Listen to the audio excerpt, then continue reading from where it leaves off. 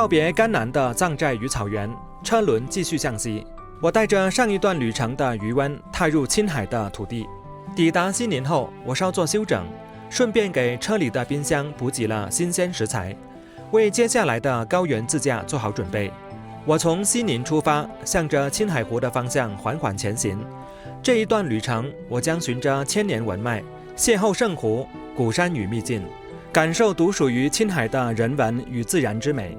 我的第一站便是藏汉文化交融的地标日月山，而这段从日月山到青海湖的自驾之路，每一步都藏着故事，每一眼皆是风景。山海有极，日出无界。这里的海拔呢已经有3795了，在市区海拔大概是在2200左右。这里的景色还是非常不错，下面就是山路18弯，还有很多黑色的牦牛，对面呢还有一条之字形的路。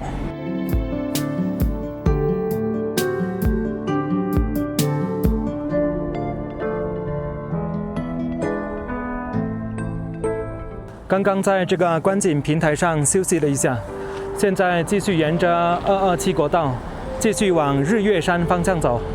高海拔的地方天气是变幻莫测，刚刚是阳光明媚，现在呢又是乌云密布了，看样子很快就要下雨了。果然很快就下雨了，现在离日月山还有28公里。刚刚来到日月山的停车场，现在外面还在下冰雹呢。这里也买不到什么好吃的，就买了一碗方便面当做午餐了。刚刚出去买面的时候呢，还把鞋子给弄湿了。现在外面还在打雷呢，吃完面之后呢，再看看是什么情况。这个景区规模不是很大，但是依然允许游客将车子开进里面来游玩。就是下面的这些建筑了，旁边呢还有文成公主的雕像。这里上方有2座亭子，一个叫日亭，一个叫月亭，那里还有一块碑，走过来看看。这里的客流量就不是很大了，算是青海湖周边比较小众的景点了。日月山海拔3520，3520，下面还有一头白牦牛，骆驼非常高骆驼跟牦牛身高的对比。这是景区拍照的价格。这边呢是日亭，先上来日亭看一看。原来这个亭子里面呢是有一块碑，所以说它就是一个碑亭了。不过也是一块新的碑这里写着公元1987年6月15。亭子的里面呢就是一些壁画，上面的内容就是文成公主和松赞干布，还有关于唐太宗的一些故事了。这边呢就是松赞干布派了一位大臣叫做陆东赞，向唐朝贡献黄金以及珍贵的宝物，再次来请婚，就准备迎娶文成公主了。这是太宗允婚，唐太宗皇帝看到吐蕃的诚意，也有意愿和吐蕃保持友好的关系，于是呢就把宗室里面的文成公主许嫁给松赞干布。这一幅壁画的内容呢，就是唐太宗让文成公主与百位宫女站在一起，用头盖遮住脸部，让前来的大臣来辨认。那么聪明的陆东赞呢，就了解到文成公主喜欢用一种香，就利用蜜蜂辨认出了公主。海拔3520米的垭口，不仅是地理上的分界线，更是农耕文明与游牧文明的交汇点，藏汉文化的交融之地。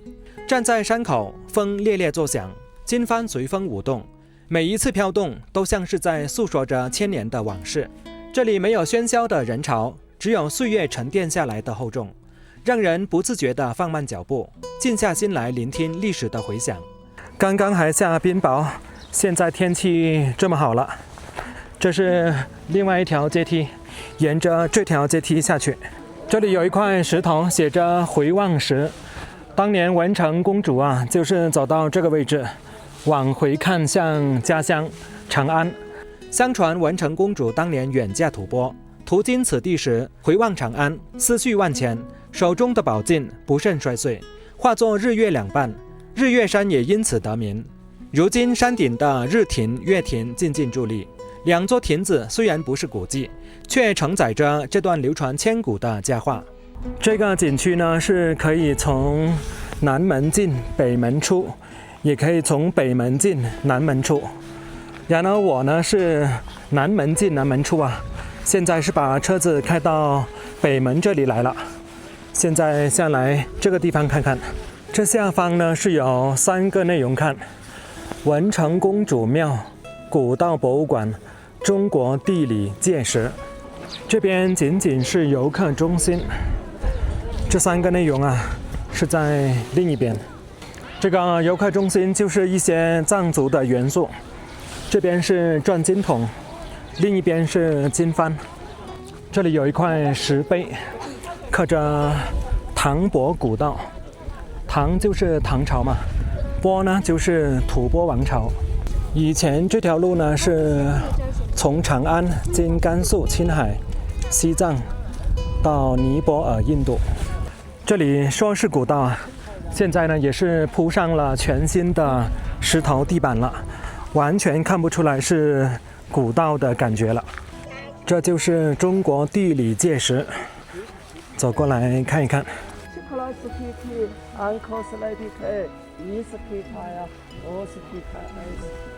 一句都没有听懂啊！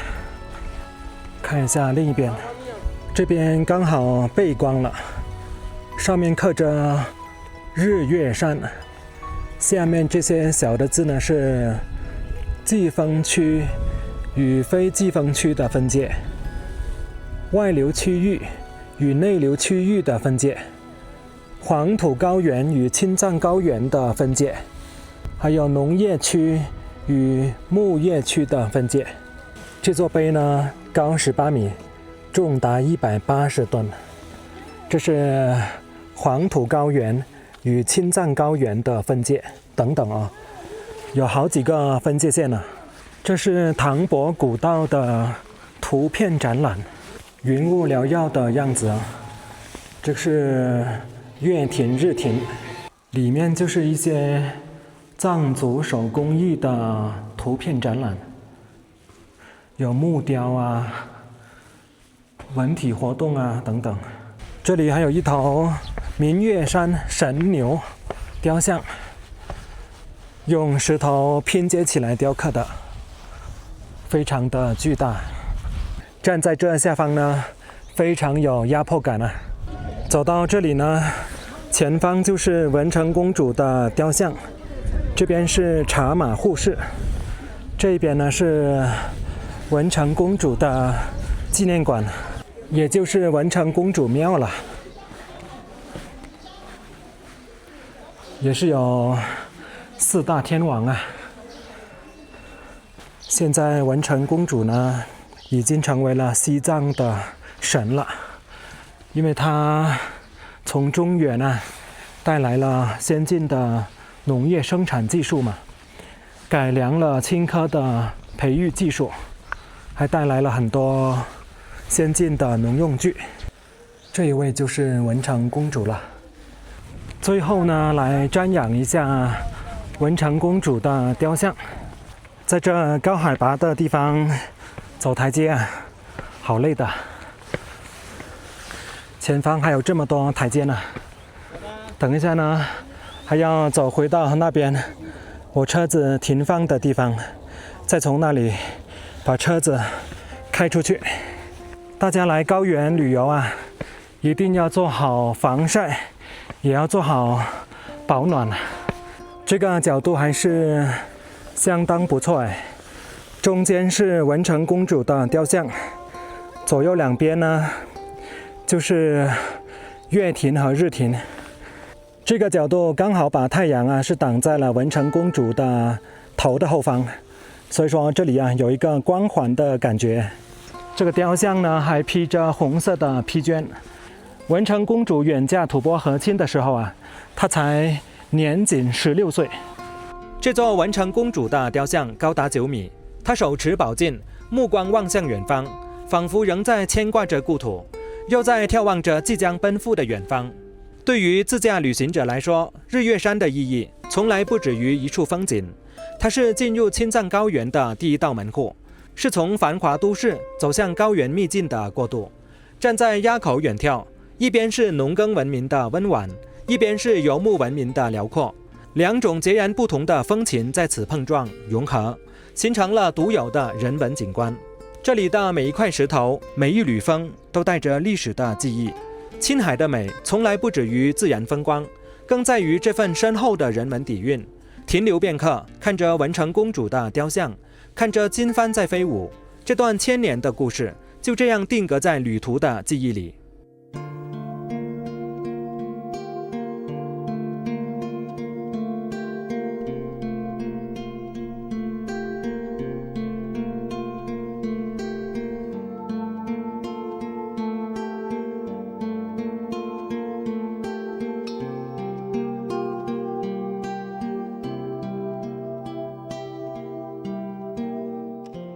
天下间水向东流，唯有此河往西淌。这就是道淌河景区的大门了。上方写着公主走过的地方。从日月山出发，驱车片刻便抵达道汤河。这条被誉为天下江河皆东去，唯有此溪向西流的河流，是高原独有的水文奇观，更是与文成公主传说紧密相连的人文地标。道汤河的河水并不汹涌，缓缓流淌，向着青海湖的方向逆流而上，在广袤的草原上勾勒出一道温柔的弧线。两岸的青草绿意盎然，偶尔有牛羊低头饮水，构成了一幅静谧的高原牧歌图。关于道汤河流传最广的传说，便是文成公主的眼泪。相传公主途经此地时，思念故土，眼泪滴落，化作了这条向西流淌的河流，寄托着她对家乡的不舍与对使命的坚守。这个传说让道汤河不再是一条普通的河流，更承载着一段动人的情感，成为了人文与自然完美融合的典范。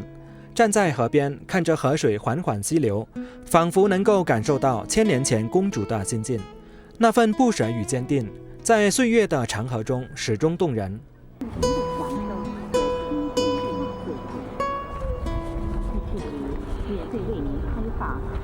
从道汤河出发，沿着公路继续前行，向着青海湖的方向，约27公里的路程，便抵达了甲乙寺。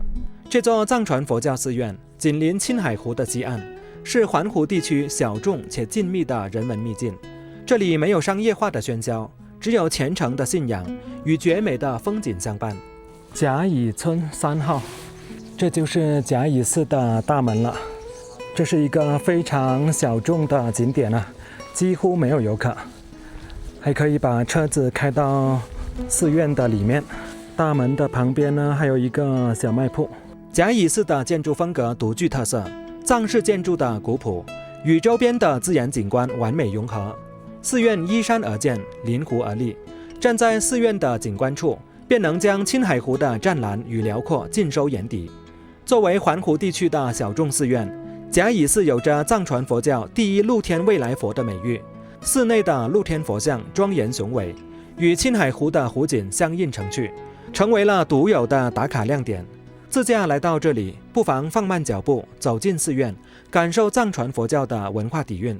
甲乙寺的美不在于华丽的建筑，而在于这份纯粹的信仰，绝美的湖景，在于这份不被打扰的静谧与安然。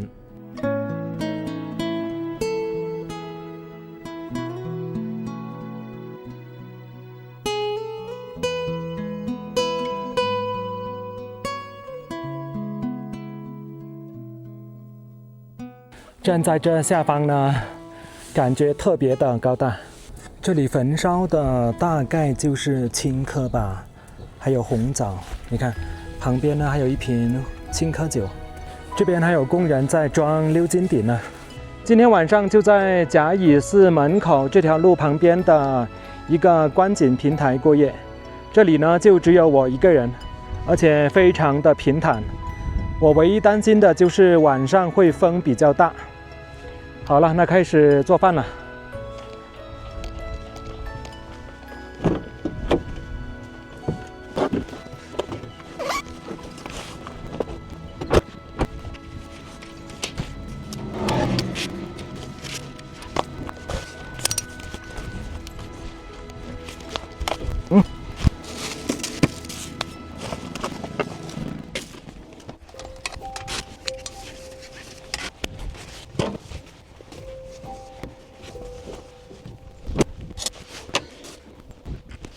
1杯米，刚好就是1碗饭。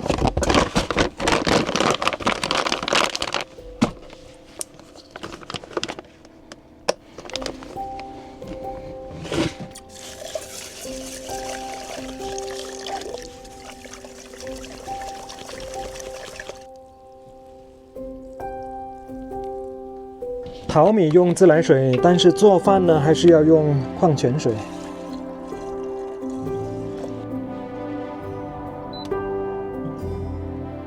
今天就来做一个凉瓜炒牛肉，这是广东口味的。先把这个凉瓜的里面的籽啊先掏掉。这个凉瓜还是在西宁买的，3根只花了2块4，非常便宜啊。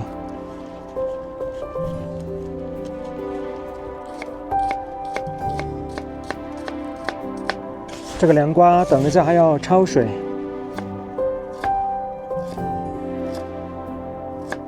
面对着青海湖，傍晚这里啊还是有点冷。牛肉呢还没有解冻好，这个牛肉也是在西宁买的，37块钱1斤，这是牛腱子肉。然后买了82块钱，也就是2斤多。然后我切成了6小块。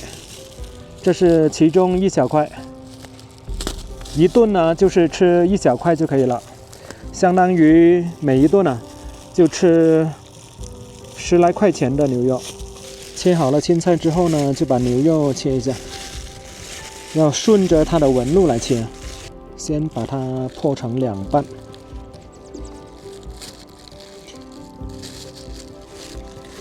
现在还没有解冻，有一点点不好切。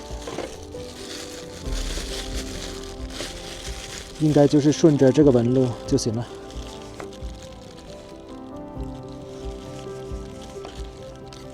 刚刚拿出来1块，感觉很少，现在切出来之后呢，看到一整盘呢，感觉还是蛮多的。现在菜就备好了，蒜姜、苦瓜、牛肉，还有各种调料。那现在呢，先将苦瓜焯个水。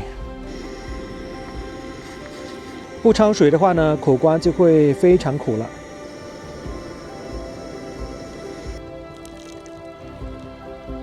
加一点黑胡椒粉，加一点鸡精，加一点酱油，再挤一点蚝油进去。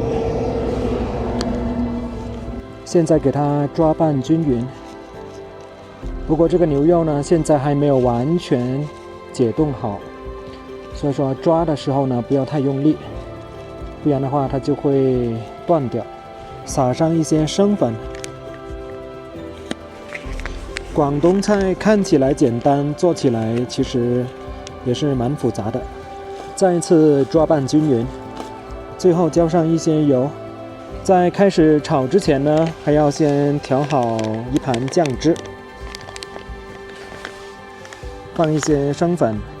加上一点盐，等一下炒的时候呢就不需要盐了。鸡精、酱油一点点，蚝油，可以了。最后还要放一点水，这么多就可以了。调拌均匀。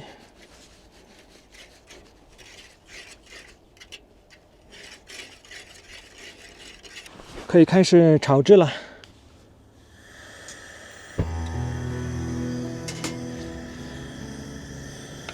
先把锅烧热一点，撒上一些油，将它烧热，关火，把这些油呢先倒出来。现在呢，加上冷油，把牛肉放进去。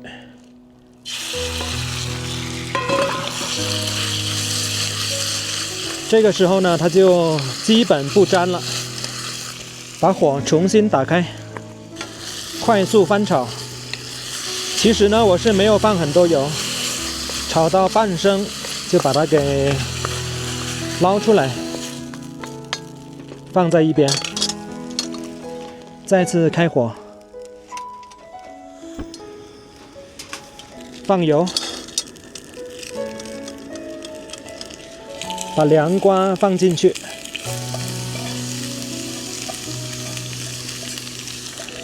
忘记这个配料了，失误了一点哦。豆豉也忘记放了，放这么多就可以了。应该要在放凉瓜之前放，刚刚手忙脚乱。好，现在重新把牛肉放进去，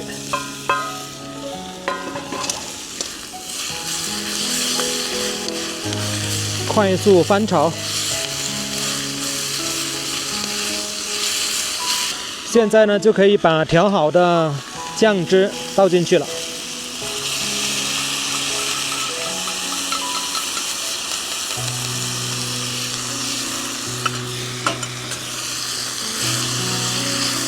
大火收汁，装在另外一个新的盘子上面。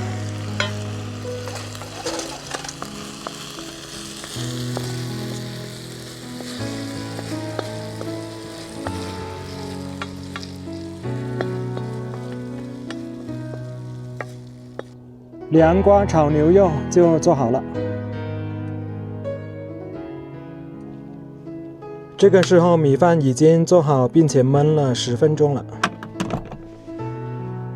刚刚好。想不到这么晚吃饭，现在已经是晚上的7点52分了，味道刚刚好。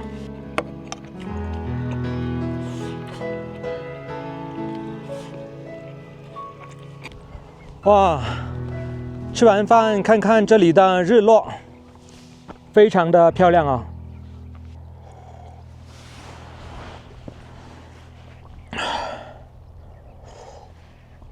第二天清晨告别甲乙寺，我继续前行。青海湖的全貌渐渐映入眼帘，湛蓝的湖水与天空连成一片，远处的雪山隐约可见，草原上牛羊成群。这一刻，所有的疲惫都烟消云散，只剩下震撼与感动。